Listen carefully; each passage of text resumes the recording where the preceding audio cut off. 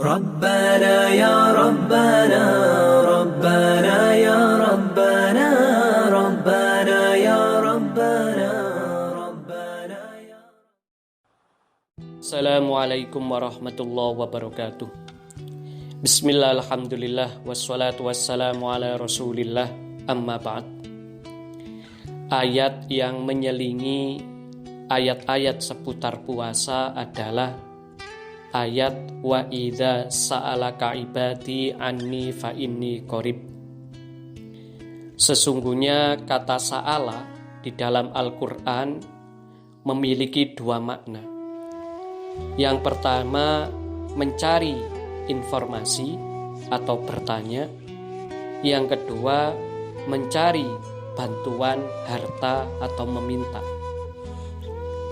Letak perbedaannya adalah kalau bertanya, jawabannya dengan lisan. Kalau tidak bisa diganti dengan tangan.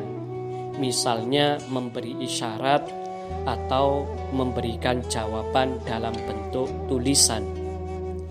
Sebaliknya kalau meminta-minta, jawabannya adalah dengan uluran tangan. Baru kalau tidak bisa dengan lisan, misalnya menjanjikan. Dalam Al-Quran, kalau sa'ala bermakna bertanya, umumnya digandeng dengan huruf an. Seperti tadi, wa idza sa'alaka ibadi anni, atau yas'alunaka 'anil khamri, yas'alunaka 'anir ruh, atau dalam huruf yang lain bisa berupa ba, sa'ala sa'ilun bi'adzabin. Tapi kalau sa'ala dalam pengertian meminta-minta, umumnya digandengkan dengan huruf min. Misalnya was'alullaha min fadlih. Pada kesempatan ini kita akan mengulas lebih jauh tentang sa'ala dalam pengertian bertanya. Sekarang ini mulai banyak yang malas bertanya. Di kelas-kelas, di perkuliahan, itu malas orang bertanya.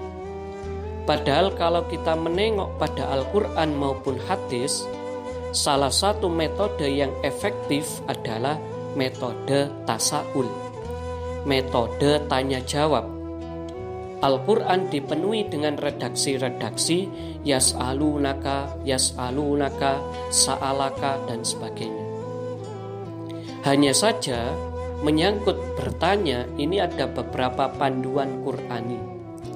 Yang pertama, tanyalah kepada ahlinya. Fas'alu ahla dzikri in kuntum la ta'lamun. Kalau kita bertanya kepada ahlinya, maka akan diberikan jawaban yang menjadi solusi serta mencerahkan. Tapi kalau kita bertanya kepada orang yang bukan ahlinya, dikhawatirkan akan sesat dan menyesatkan. Minimal tidak akan memberikan solusi. Yang kedua, bertanyalah tentang hal-hal yang bermanfaat. Di dalam Al-Quran, objek pertanyaan mayoritas berhubungan dengan hal-hal yang bermanfaat. Yas'alunaka 'anil mahid, yas'alunaka 'anil khamri, yas'alunaka 'anil yatama, yas'alunaka 'anil ruh, yas'alunaka an. Ayat-ayat tersebut mengisyaratkan pentingnya objek pertanyaan yang bermutu. Jangan sampai seperti seorang sahabat yang bertanya kepada Rasulullah, "Wahai Rasulullah, siapa nama ayah saya?" Itu pertanyaan yang tidak penting, apalagi ditujukan kepada figur tokoh masyarakat. Di sisi lain tentu ada etika. Janganlah kita bertanya tentang sesuatu yang kalau nanti jawabannya beresiko memberatkan atau berdampak buruk. Ini asbabun nuzulnya. Ada sahabat bertanya ketika Rasulullah itu menyampaikan bahwa Allah memerintahkan haji kepada umat muslim, orang tadi bertanya, "Wahai Rasulullah, apakah setahun sekali? Pertanyaan jenis ini justru nanti kalau dijawab akan memberatkan. Sama seperti pertanyaan yang disampaikan oleh Bani Israel. Allah hanya menyuruh untuk menyembelih sapi. Namun Bani Israel memberatkan diri sendiri dengan mempertanyakan detail-detail. Apa warnanya, bagaimana bentuknya, dan seterusnya.